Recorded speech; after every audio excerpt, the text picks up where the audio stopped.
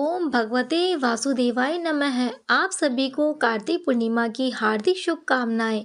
इस वीडियो में आप सुनेंगे सत्यनारायण भगवान की व्रत कथा, साथ में सत्यनारायण भगवान की आरती का श्रवण करेंगे। प्रारंभ करते हैं सत्यनारायण भगवान की व्रत कथा। अध्याय 1। एक समय नैमिषारण्य तीर्थ में सौनक आदि सभी ऋषियों तथा मुनियों ने पुराण शास्त्र के वेदा श्री सूजी महाराज से पूछा, महामुने, किस व्रत अथवा तपस्या से मनोवांछित फल प्राप्त होता है, उसे हम सब सुनना चाहते हैं। श्री सूत जी बोले, इसी प्रकार देवर्षि नारद जी के द्वारा भी पूछे जाने पर भगवान श्री कमलपति जी ने उनसे जैसा कहा था उसे कह रहा हूँ। आप लोग सावधान होकर सुने। एक समय योगी नारद जी लोगों के कल्याण की कामना से विविध लोगों में भ्रमण करते हुए पृथ्वी लोक में आए। यहाँ उन्होंने अपने कर्म फल के अनुसार नाना योगियों में उत्पन्न सभी प्राणियों को अनेक प्रकार के क्लेश दुख भोगते हुए देखा तथा किस उपाय से इनके दुखों का सुनिश्चित रूप से नाश हो सकता है, ऐसा मन में विचार करके वे विष्णु लोक को गए। वहाँ 4 भुजा वाले शंख चक्र गदा पद्य तथा वनमाला से विभूषित शुक्रवर्ण भगवान श्री नारायण जी का दर्शन कर उन देवादिदेव की वह स्तुति करने लगे। नारद जी बोले, हे प्राणी और मन से परे स्वरूप वाले, अंतःशक्ति संपन्न, आदि मध्य और अंत से रहित, निर्गुण और सकल कल्याणमय गुणों से संपन्न, भक्तों की पीड़ा नष्ट करने वाले परमात्मा, आपको नमस्कार है। स्तुति सुनने के अनंतर भगवान श्री विष्णु जी ने नारद जी से कहा, महाभाग, आप किस प्रयोजन से यहाँ आए हैं? आपके मन में क्या है? नारद जी बोले, भगवान, पृथ्वी लोक में अपने पाप कर्मों के द्वारा विभिन्न योनियों में उत्पन्न सभी लोग बहुत प्रकार के क्लेशों से दुखी हो रहे हैं। हे नाथ, किस लघु उपाय से उनके कष्टों का निवारण हो सकेगा? यदि आपकी मेरे ऊपर कृपा हो तो वह सब मैं सुनना चाहता हूँ, उसे बताए। श्री भगवान ने कहा, हे वत्स्य, संसार के ऊपर अनुग्रह करने की इच्छा से आपने बहुत अच्छी बात पूछी है। जिस व्रत के करने से प्राणी मोह से मुक्त हो जाता है, उसे आपको बताता हूँ, सुने। हे वत्स्य, स्वर्ग और पृथ्वी लोक में दुर्लभ भगवान सत्यनारायण का एक महान व्रत है। आपके स्नेह के कारण इस समय में उसे कह रहा हूँ। अच्छी प्रकार विधि विधान से भगवान सत्यनारायण जी का व्रत करके मनुष्य शीघ्र ही सुख प्राप्त कर परलोक में मोक्ष प्राप्त कर सकता है। भगवान की ऐसी वाणी सुनकर नारद जी ने कहा, प्रभु, इस व्रत को करने का फल क्या है? इसका विधान क्या है? इस व्रत को किसने किया और इसे कब करना चाहिए? यह सब विस्तार पूर्वक बताइए। भगवान ने कहा, यह श्री सत्यनारायण जी व्रत दुख शोक आदि का शमन करने वाला, धन धान्य की वृद्धि करने वाला, सौभाग्य और संतान देने वाला तथा सर्वत्र विजय प्रदान करने वाला है। जिस किसी भी दिन भक्ति और श्रद्धा से समन्वित होकर मनुष्य ब्राह्मणों और बंधु बांधवों के साथ धर्म में तत्पर होकर सायंकाल में भगवान श्री सत्यनारायण जी की पूजा करे, नैवेद्य के रूप में उत्तम कोटि के भोजनीय पदार्थ को सवाया मात्रा में भक्ति पूर्वक अर्पित करना चाहिए। केले के फल, घी, दूध, गेहूं का चूर्ण अथवा गेहूं के चूर्ण के अभाव में साठी का चूर्ण, शक्कर या गुड़, ये सब योग्य सामग्री सवाया मात्रा में एकत्र कर निवेदित करनी चाहिए। बंधु बांधवों के साथ श्री सत्यनारायण जी भगवान की कथा सुनकर ब्राह्मणों को भोजन कराना चाहिए। भक्ति पूर्वक प्रसाद ग्रहण करके नृत्य गीत आदि का आयोजन करें। तदनुसार भगवान सत्यनारायण का स्मरण करते हुए अपने घर को जाए। ऐसा करने से मनुष्य की अभिलाषा अवश्य पूर्ण होती है। विशेष रूप से कलयुग में पृथ्वीलोक में यह सबसे छोटा एवं सरल उपाय है। अध्याय 2। सूत जी ने कहा, हे ऋषियों, जिन्होंने पहले समय में इस व्रत को किया है उनका इतिहास कहता हूँ, आप सब ध्यान से सुने। सुंदर काशीपुरी नगरी में एक अत्यंत निर्धन ब्राह्मण रहता था। वह ब्राह्मण भूख और प्यास से बेचैन होकर पृथ्वी पर घूमता रहता था। ब्राह्मणों से प्रेम करने वाले श्री विष्णु भगवान जी ने ब्राह्मण को देखकर एक दिन बूढ़े ब्राह्मण का रूप धारण कर ब्राह्मण के पास जाकर आदर के साथ पूछा, हे विप्रदेव, तुम नित्य ही दुखी होकर पृथ्वी पर क्यों घूमते हो? तब उस ब्राह्मण ने कहा, मैं भिक्षा के लिए पृथ्वी पर फिरता हूँ। हे भगवान, यदि आप इससे छुटकारा पाने का कोई उपाय जानते हो तो कृपया कर मुझे बताइए। व्रत ब्राह्मण का रूप धारण किए श्री विष्णु जी ने कहा, हे ब्राह्मण, श्री सत्यनारायण भगवान मन वांछित फल देने वाले हैं, इसीलिए तुम उनका पूजन करो। इससे मनुष्य सब दुखों से मुक्त हो जाता है। ब्राह्मण को व्रत का सारा विधान बताकर बूढ़े ब्राह्मण का रूप धारण करने वाले श्री भगवान जी अंतर्ध्यान हो गए।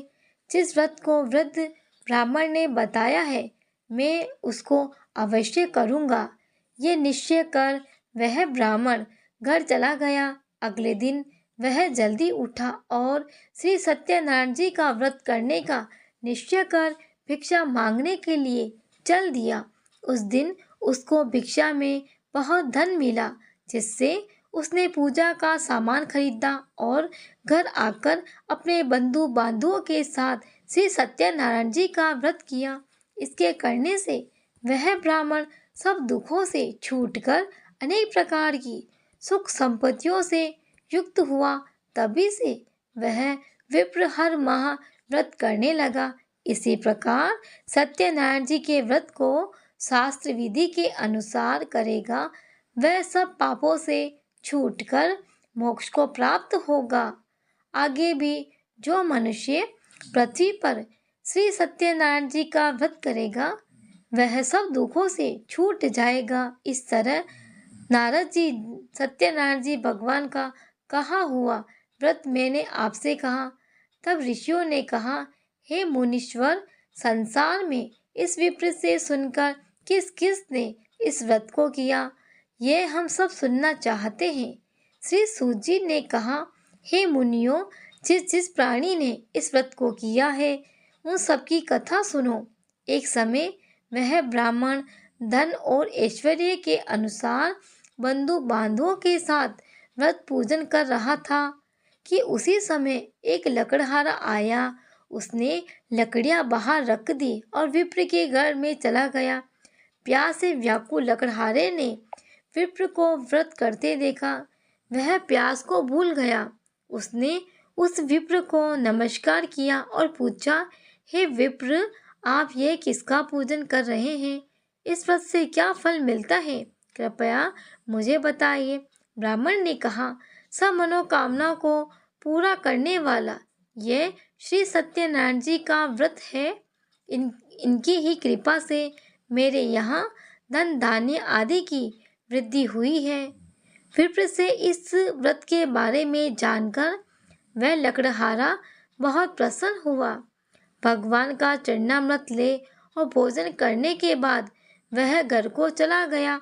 अगले दिन लकड़हारे ने अपने मन में संकल्प किया कि आज ग्राम में लकड़ियां बेचने से जो धन मिलेगा उसी से भगवान सत्यनारायण जी का उत्तम व्रत करूँगा।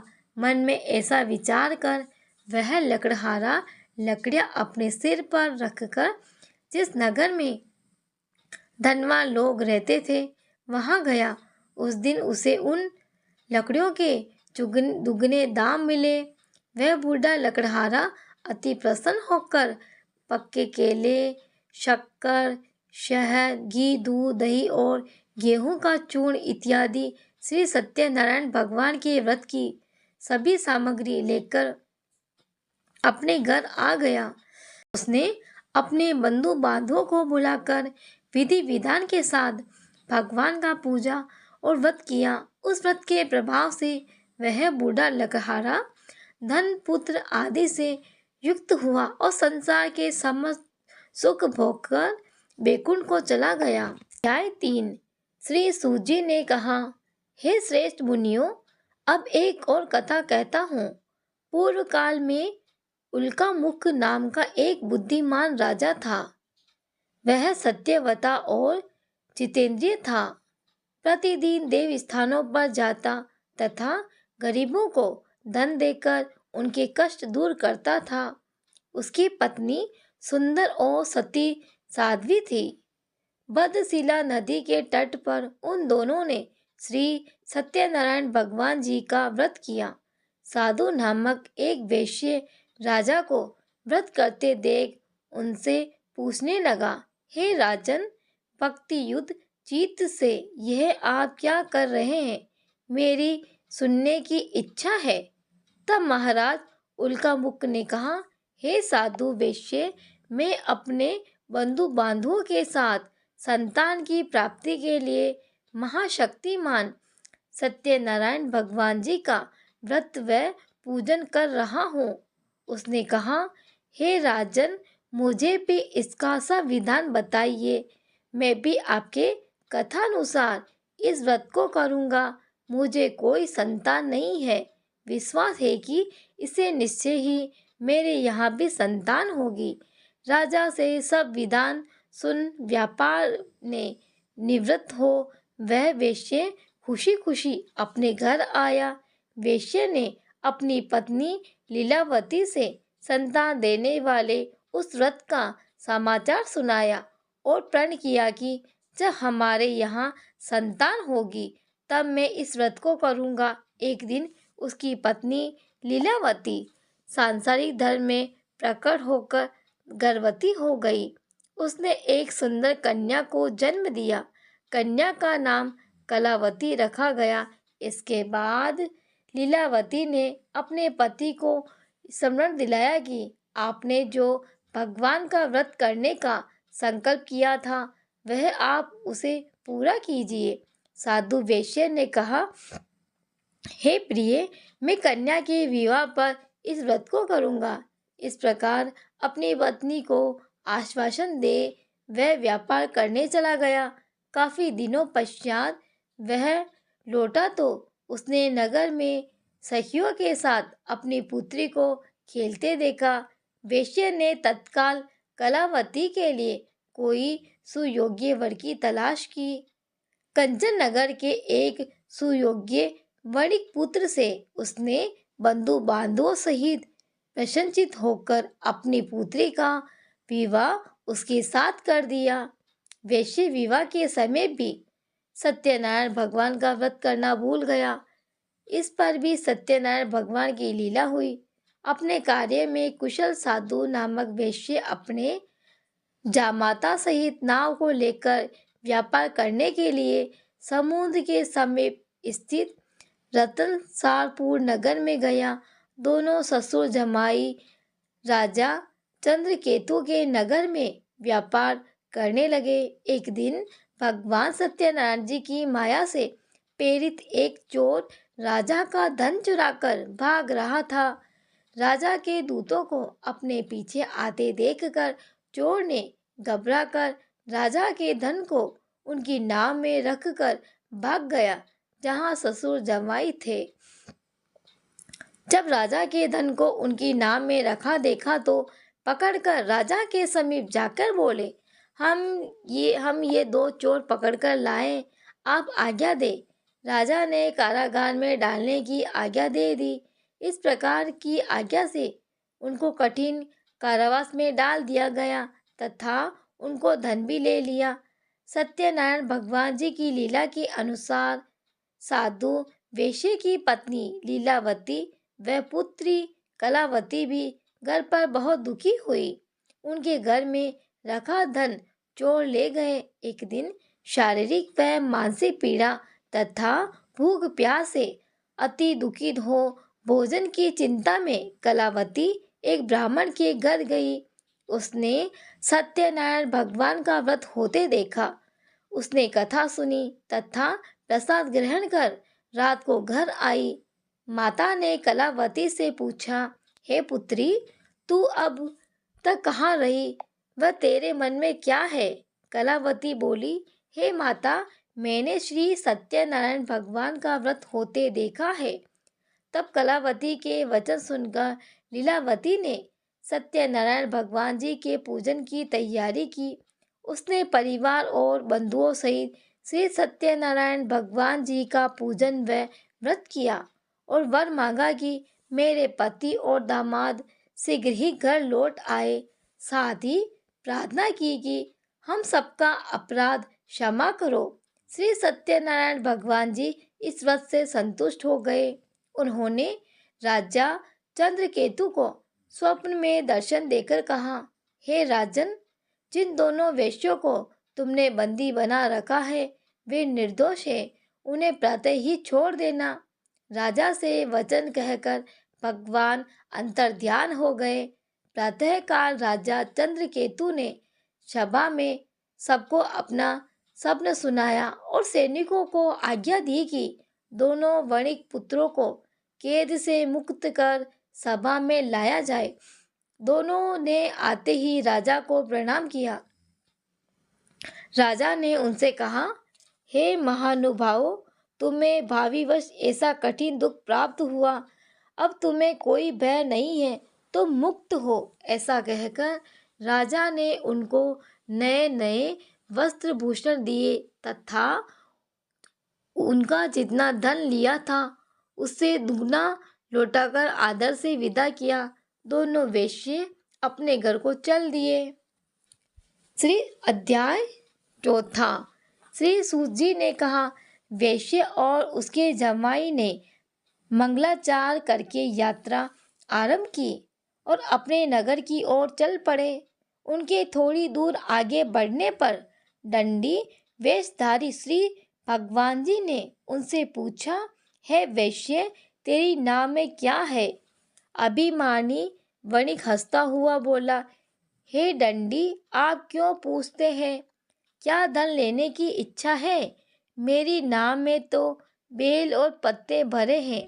वेश्य का कठोर वचन सुनकर दंडी रूप में भगवान जी ने कहा, तुम्हारा वचन सत्य हो। ऐसा कहकर वे वहां से कुछ दूर जाकर समुद्र के किनारे बैठ गए। दंडी महाराज के जाने के पश्चात वेश्या ने नित्य क्रिया से निवृत्त होने के बाद नाव को ऊंची उठी देखकर अचम्भा किया तथा नाव में बेल पत्ते आदि देखकर मूर्छित हो जमीन पर गिर पड़े। होश आने पर अत्यंत शोक प्रकट करने लगा। तब उसके जमाता ने कहा, आप शोक न करें, यह दंडी महाराज का श्राप है, अतः उनकी शरण में चलना चाहिए, तभी हमारी मनोकामना पूरी होगी। जमाता के वचन सुनकर दंडी महाराज के पास पहुंचा और भक्ति भाव से प्रणाम करके बोला, मैंने जो आपसे असत्य वचन कहे थे उसके लिए मुझे क्षमा करें। ऐसा कहकर वैश्य रोने लगा। तब दंडी भगवान बोले, हे वणिक पुत्र, मेरी आज्ञा से तुझे बार बार दुख प्राप्त हुआ, तू मेरी पूजा से विमुख हुआ है।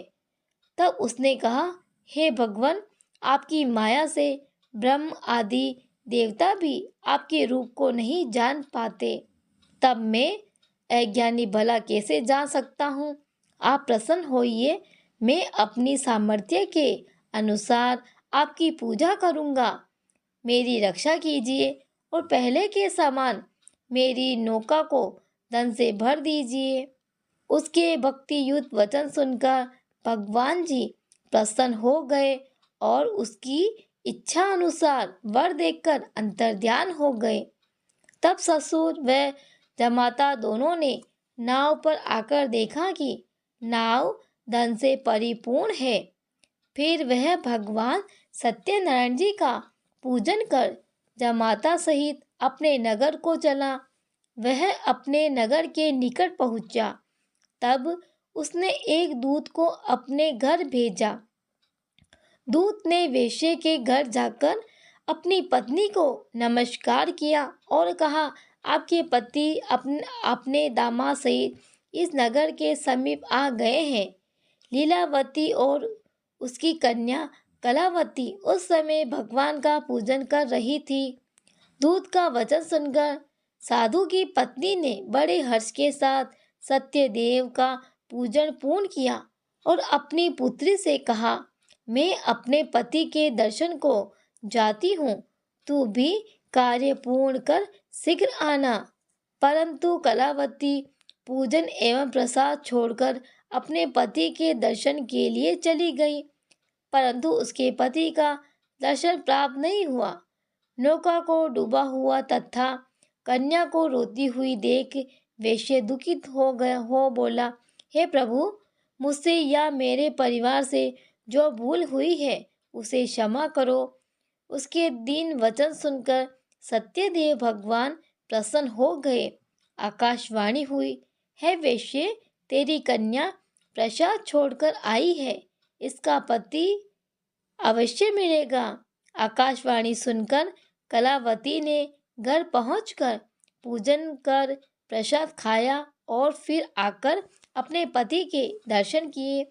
तत्पश्चात वेश्या ने वही बंधु बांधवों सहित सत्यदेव का विधि पूर्वक पूजन किया। वह इस लोक का सुख भोग कर अंत में स्वर्गलोक को गया। अध्याय 5। श्री सूजी ने आगे कहा, हे ऋषियों, मैं एक और भी कथा कहता हूँ। प्रजा पालन में लीन तुंगध्वज नाम का एक राजा था। उसने भगवान सत्यदेव का प्रसाद त्याग कर बहुत दुख पाया। एक समय राजा वन में वन्य पशुओं को मारकर बड़ के पेड़ के नीचे आया।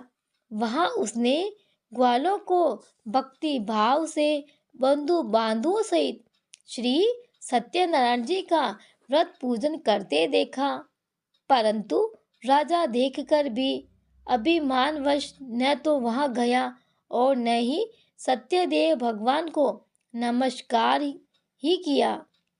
जब ग्वालों ने भगवान जी का प्रसाद उनके सामने रखा तो वह प्रसाद त्याग कर अपने नगर को चला गया। नगर में पहुंचकर उसने देखा कि उसका सब कुछ नष्ट हो गया है।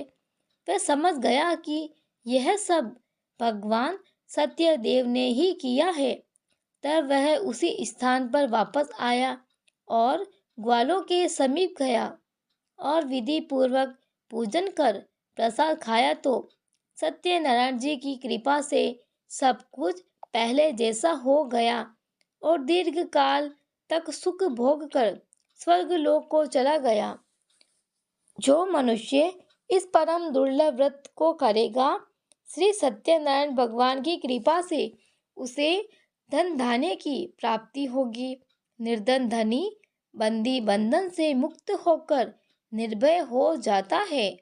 संतानहीन को संतान प्राप्त होती है तथा सब मनोरथ पूर्ण होकर अंत में वह बैकुंठ धाम को जाता है। जिन्होंने पहले इस व्रत को किया, अब उनके दूसरे जन्म की कथा भी सुनिए। सदानंद नामक ब्राह्मण ने सुदामा के रूप में जन्म लेकर श्री कृष्ण की भक्ति कर मोक्ष प्राप्त किया। उल्का मुख नाम के महाराज राजा दशरथ बने और श्री रंगनाथ का पूजन कर वैकुंठ को प्राप्त हुए। साधु नाम के वैश्य ने धर्मात्मा व सत्य प्रतीक राजा मोरध्वज बनकर अपने पुत्र को आरे से चीरकर मोक्ष को प्राप्त हुआ। महाराज तुंगध्वज स्वयं भूमनु हुए। उन्होंने बहुत से लोगों को भगवान की भक्ति में लीन कर मोक्ष प्राप्त किया। लकड़हारा भील अगले जन्म में ग्रहण नामक निषाद राजा हुआ, जिसने भगवान श्री राम के चरणों की सेवा कर मोक्ष प्राप्त किया। सत्यनारायण भगवान की आरती का श्रवण करते हैं। ओम जय लक्ष्मी रमणा, स्वामी जय लक्ष्मी रमणा। सत्यनारायण स्वामी, सत्यनारायण स्वामी, जनपातक हरिणा। ओम जय लक्ष्मी रमणा। रत्न जड़ित सिंहासन, अद्भुत छवि राजे, अद्भुत छवि राजे। नारद करत निरंजन, नारद करत निरंजन, घंटा ध्वनि बाजे। ओम जय लक्ष्मी रमणा। प्रकट भये कलि कारण, द्विज को दरस दियो, द्विज को दरस दियो। बुढ़ो ब्राह्मण बनकर, बुढ़ो ब्राह्मण बनकर, कंचन महल कियो। ओम जय लक्ष्मी रमणा। दुर्बल भील कराल, जिन पर कृपा करी, जिन पर कृपा करी। चंद्रचूड़ एक राजा, चंद्रचूड़ एक राजा, जिनकी विपत्ति हरी। ओम जय लक्ष्मी रमणा। वेश मनोरथ पायो, श्रद्धा तज दीनी, श्रद्धा तज दीनी। सो फल भोग्यो प्रभु जी, सो फल भोग्यो प्रभु जी, फिर स्तुति कीनी। ओम जय लक्ष्मी रमणा। भाव भक्ति के कारण, छिन छिन रूप धरियो, छिन छिन रूप धरियो।